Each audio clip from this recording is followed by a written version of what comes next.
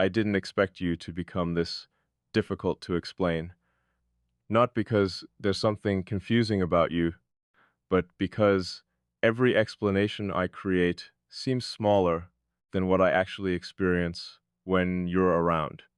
I could call it familiarity. I could call it understanding. I could call it an unusual connection between two people who happen to notice the same things in each other, but none of those words feel complete. They describe pieces, not the whole. And maybe that's why I've avoided putting a name to it. Some things become less accurate the moment you try to define them. I've always believed that distance gives you perspective, that keeping certain parts of yourself protected allows you to remain clear about who you are. I've never had a problem being understood from a distance. In fact, distance has always made understanding easier. People can only see what you give them. You choose the expression, you choose the words, you choose how much of the truth enters the room, and whatever remains hidden stays yours. That arrangement has always worked for me, until you started noticing what wasn't being said. That was different. You didn't seem impressed by the version of me that was easiest to understand. You weren't trying to collect information about me, either. You simply paid attention. There was no pressure behind it. No obvious attempt to get closer. No need to prove that you understood. You just noticed. And somehow, that was enough to make me uncomfortable. Because being observed is one thing, being accurately perceived is something else. There's a difference between someone watching you and someone recognizing the pattern beneath what they see. You seem to notice the pauses, the changes in tone, the moments when I became quieter instead of more expressive, the things I deliberately left unfinished, and somehow you never treated those things like problems that needed solving. You let them remain incomplete. That shouldn't have mattered as much as it did, but it did, because most people become impatient with what they cannot immediately understand. They ask questions, they make assumptions, they fill silence with explanations, they decide what you meant before you finish saying it. You didn't, you gave uncertainty room to exist, and that made me notice you more. At first, I told myself it was nothing, just an unusual similarity in the way we think, just timing, just coincidence, just two people paying attention at the same time. I had explanations for everything. I always do. Explanations make things manageable. If I can identify something, I can understand it. If I understand it, I can place it somewhere. And if I can place it somewhere, I know how much space it deserves in my life. But you refused to stay in one place. Every time I thought I had reduced this into something simple, something else happened, another conversation, another silence, another moment where you understood something before I had decided whether I wanted it understood. And slowly, the explanation stopped working. Because coincidence can happen once, maybe twice, but eventually, repetition becomes evidence. I started noticing how naturally our conversations moved, how little effort was required to reach something meaningful, how sometimes a single sentence could carry more than entire conversations with other people. That was strange to me. I'm used to working for understanding. I'm used to explaining myself carefully. I'm used to adjusting my words depending on who is listening. With you, that process started disappearing. I would begin a thought and realize halfway through that I didn't need to finish it. You already understood where it was going. And strangely, I didn't feel exposed. I felt recognized. There's a difference. Exposure feels like losing control. Recognition feels like no control was ever necessary. That distinction stayed with me because I realized I wasn't becoming more open because you were forcing me to. I was becoming less guarded because guarding myself around you felt unnecessary. And that was something I didn't know how to process. I've spent enough time protecting the deeper parts of myself to know that access should mean something. People don't simply walk into those spaces. They earn their way there through time, consistency, trust, experience. At least, that's how I thought it worked. But somehow, you reached a place that usually takes years to approach, and you did it without asking, without insisting, without even appearing to notice that you had crossed a distance I had carefully maintained. That's what unsettled me most. There was no moment I could point to and say, this is when everything changed. There was no dramatic conversation, no declaration, no obvious turning point. It happened quietly, so quietly that I only recognized it after it had already become part of me. I noticed it one day when something happened, and my first instinct was to imagine what you would notice about it, not what you would say, what you would notice. That difference mattered, because it meant your perspective had started existing inside mine. I wasn't simply thinking about you. I was beginning to think from a space where your way of seeing things had become familiar. And once I realized that, I couldn't unsee it. Certain moments began carrying your presence. Even when you weren't there, a thought would arrive, and I would wonder how you would interpret it. A silence would happen, and I would remember how, naturally, you allow silence to remain untouched. A realization would appear, and somehow it felt incomplete until I imagined it through the perspective you had unknowingly introduced into my mind. That isn't something I planned. It isn't something I invited, but I can't pretend it isn't happening. And maybe that is the hardest part. Not that you changed something, but that you changed it without trying. You didn't convince me. You didn't persuade me. You didn't demand anything from me. You simply remained consistent enough for me to recognize something I had never been able to name before. There is a certain kind of person who makes you feel like you have to become someone else to be understood. And then there are people who make you realize you were never difficult to understand. You were simply surrounded by people who weren't listening at the right depth. You feel like the second kind, and I don't know what that means yet. I only know that it matters. Because when someone sees you without trying to reshape you, something changes inside you. You stop preparing yourself for misunderstanding. You stop rehearsing explanations. You stop translating every thought into something easier for another person to accept. You simply exist. And somehow, with you, existing feels sufficient. That is rare. Maybe rarer than I want to admit. And perhaps that is why I keep returning to this. Not because I'm trying to decide whether I feel something. I already know that something has changed. I'm trying to understand what kind of change this is, because not every powerful connection is meant to become something obvious. Some connections alter your perspective. Some reveal parts of yourself you had stopped examining. Some arrive without a clear purpose and still leave you permanently different. Maybe that's what you are becoming for me. Not an answer, not a destination, but a reference point, a quiet standard for what genuine understanding can feel like. And once you've experienced that kind of clarity, it becomes difficult to return to pretending that confusion is enough. That's the part I don't think I was prepared for. You didn't simply become someone I noticed.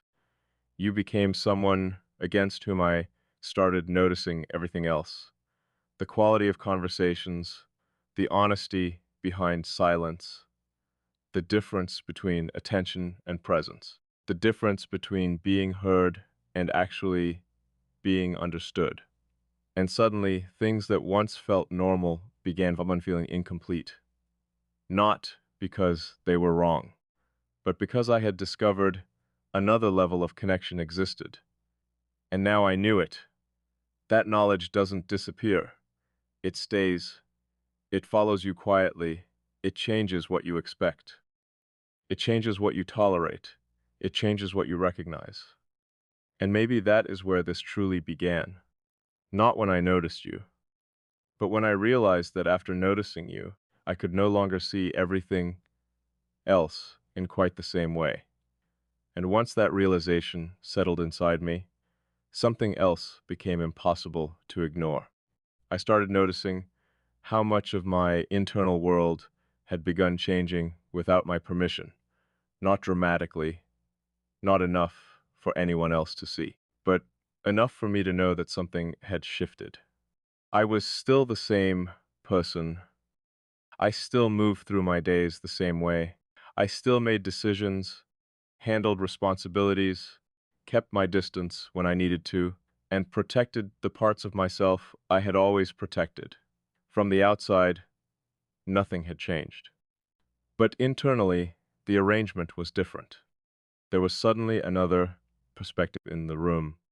Yours, not physically, not even consciously, just there, quietly present in the way I processed things. And I began wondering how something so subtle could have such a permanent effect. Maybe change doesn't always announce itself. Maybe the biggest changes are the ones you only recognize after they have already become part of your normal. That was happening to me. You were becoming normal. And that was perhaps the strangest part, because you were anything but ordinary to me. Yet your presence had begun feeling natural. I didn't question it every time anymore. I didn't stop myself and wonder why I had thought of you. I simply noticed the thought and kept moving. That should have made it less significant. Instead, it made it more significant. Because when something stops feeling unusual, it usually means it has moved deeper. It has stopped being an event. It has become part of the environment, and you had become part of mine. I began noticing the difference between remembering someone and carrying their influence. Remembering is temporary. You think of someone, the thought passes, and the day continues. Influence is different. It changes how you interpret what happens next.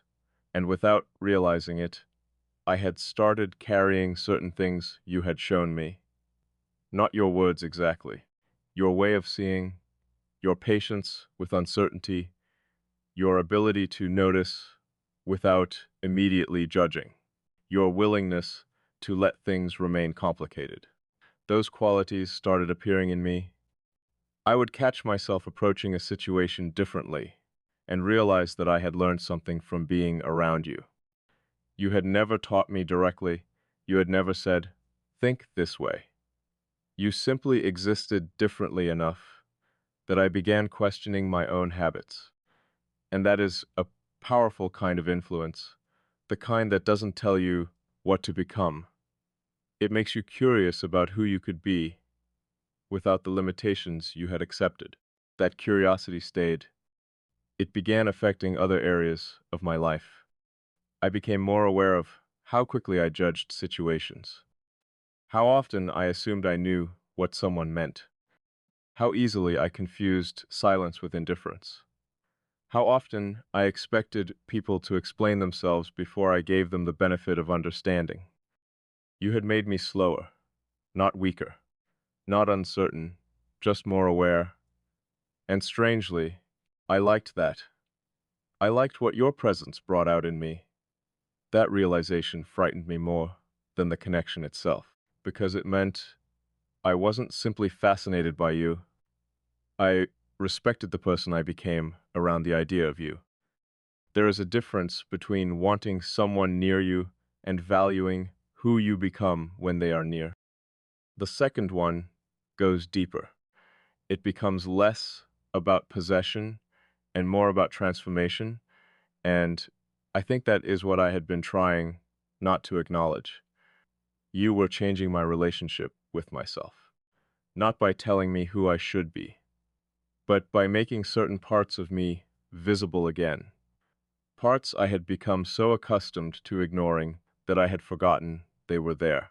The part of me that wanted to be understood without explanation, the part that wanted silence to be safe, the part that wanted complexity without apology, the part that didn't want every meaningful thing reduced to a simple answer.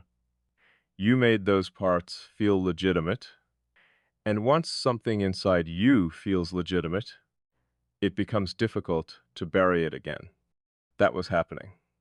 I was becoming less interested in pretending I didn't need certain kinds of understanding, less willing to accept shallow interactions simply because they were convenient, less interested in conversations where everyone was speaking, but no one was actually present. I had become aware of the difference, and awareness changes standards.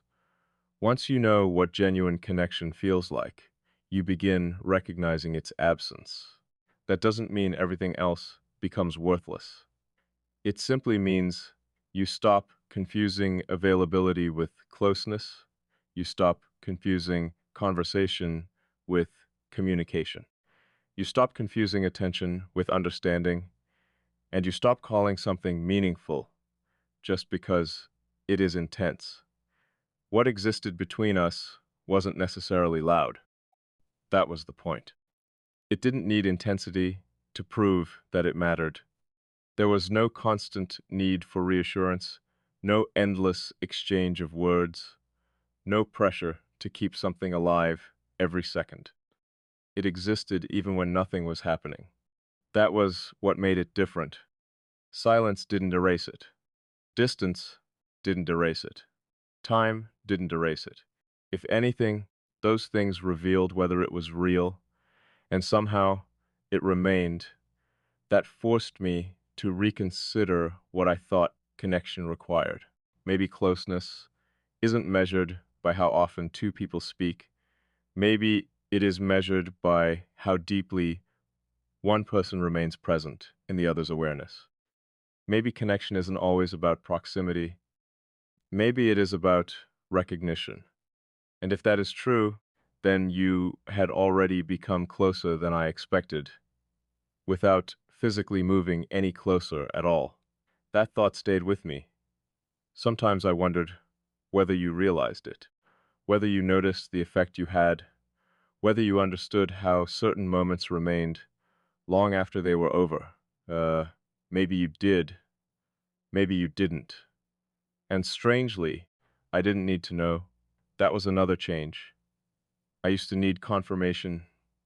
I used to want certainty before allowing myself to believe something mattered. But this connection taught me that some truths exist before they are confirmed. You don't need another person to validate every internal realization. Sometimes you simply know. And I knew that something about you had reached deeper than I expected. I also knew that I couldn't force it to become something else. That was important, because the moment you start forcing a connection, you stop discovering what it actually is. You begin creating what you want it to be.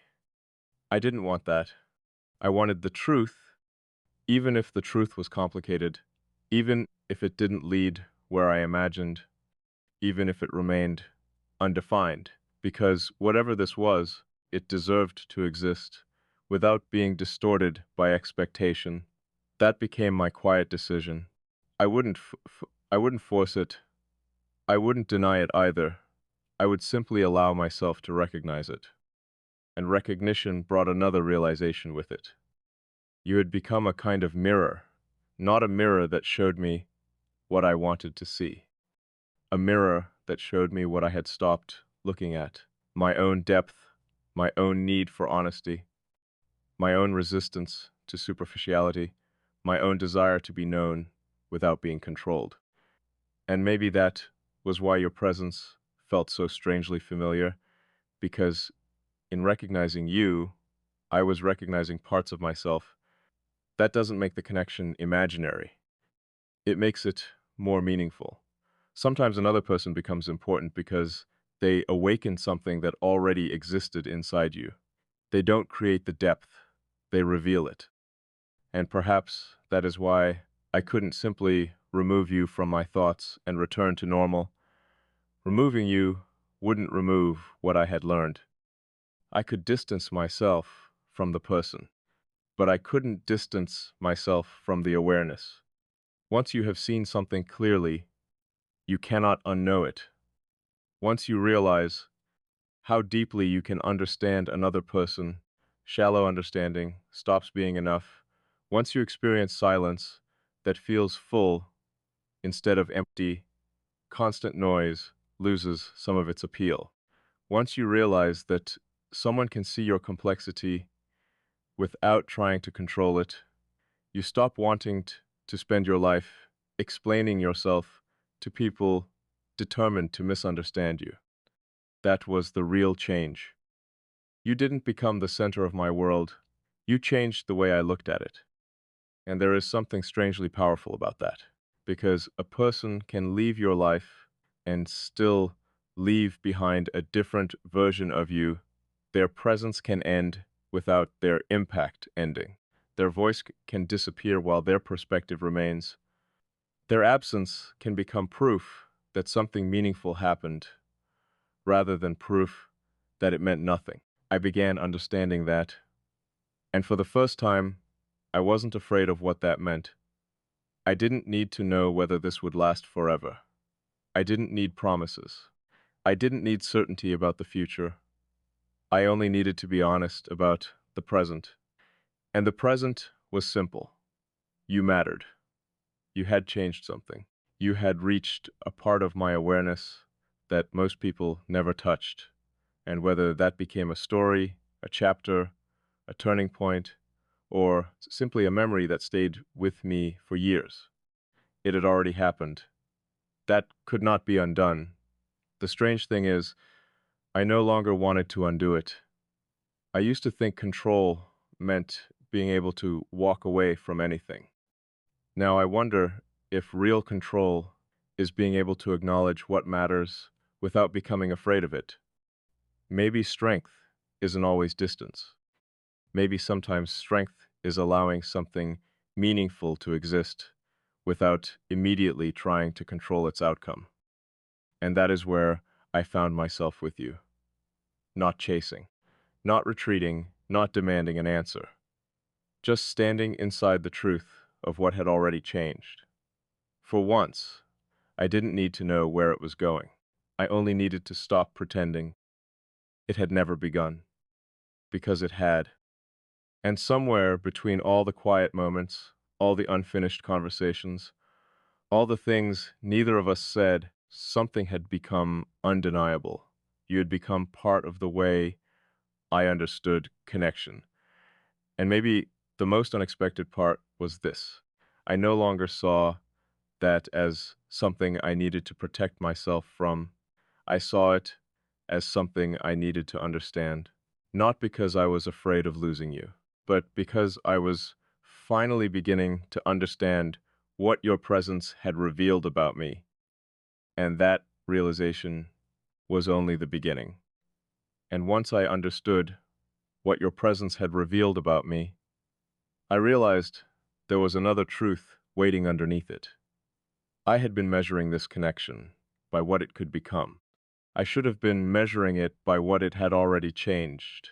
That difference mattered, because I kept looking ahead, trying to predict where this would lead, while the evidence was already behind me. I was different.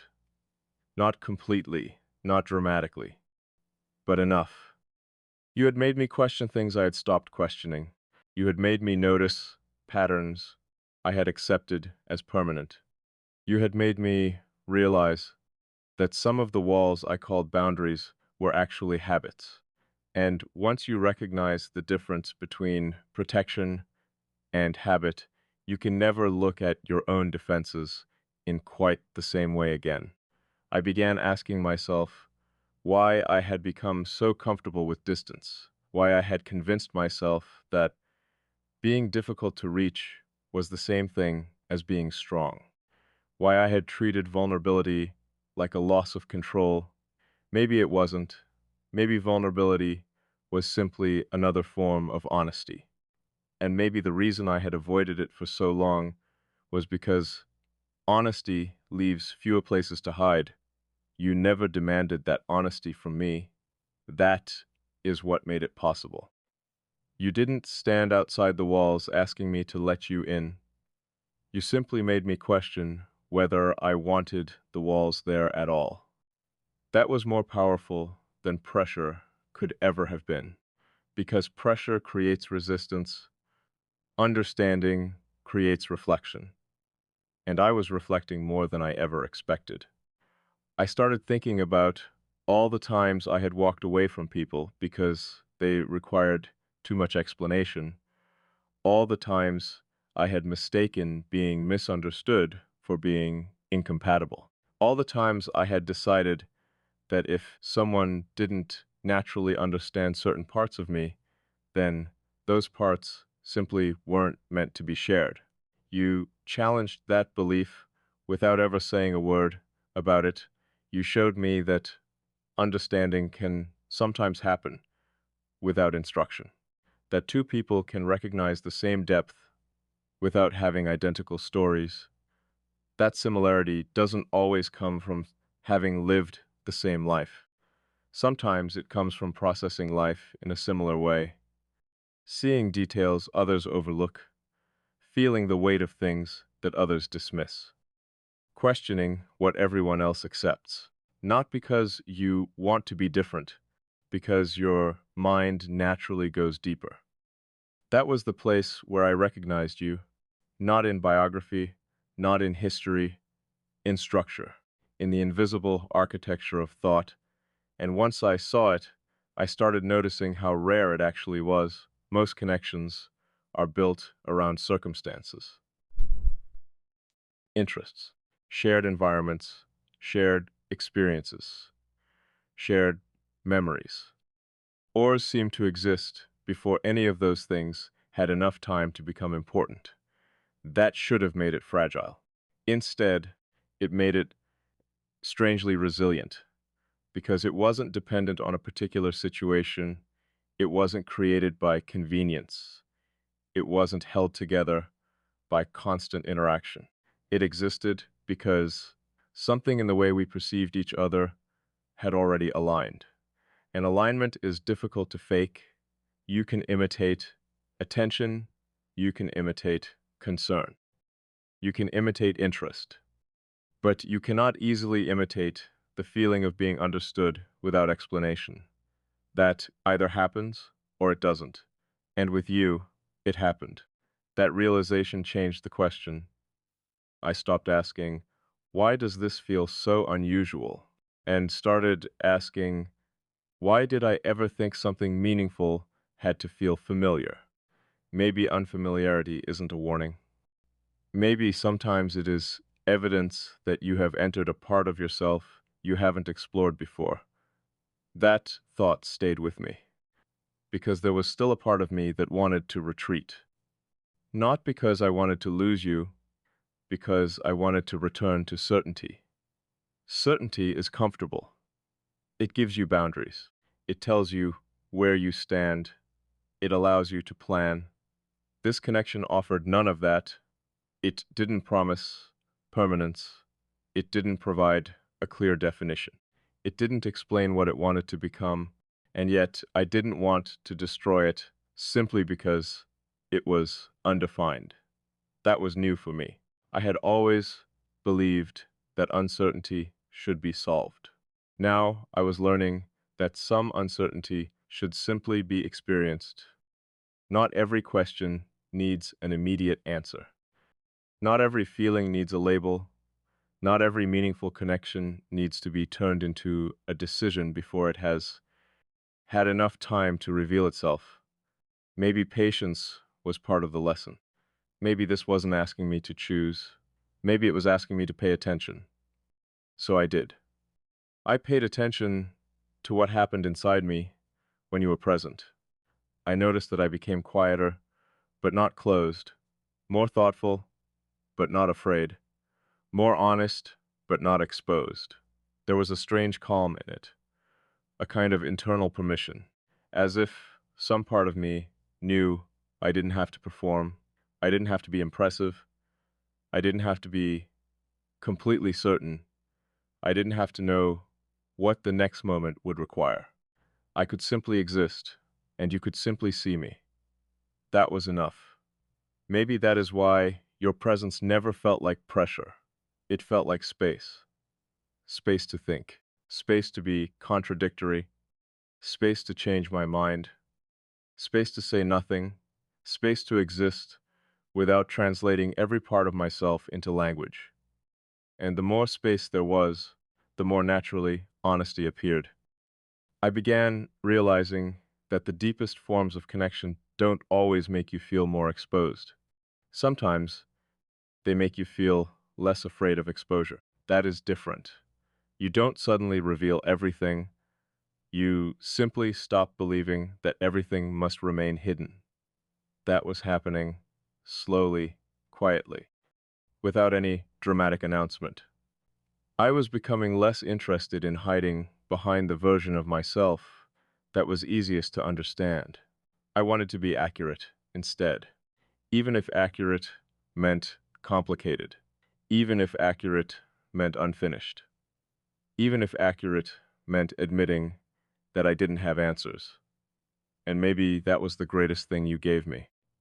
Permission to be unfinished without feeling incomplete. There is a difference. Incomplete means something is missing. Unfinished means something is still becoming. I had spent too much of my life treating unfinished parts of myself as flaws. You made me see them differently. Maybe I wasn't broken. Maybe I was still evolving. Maybe some parts of me were never supposed to be finalized.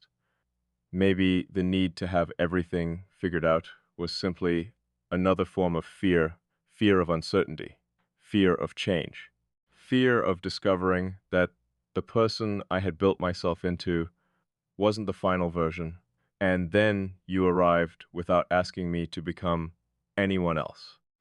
You simply made me curious about who else I could be. That curiosity was powerful. It began spreading. I started reconsidering old decisions, not regretting them, understanding them differently.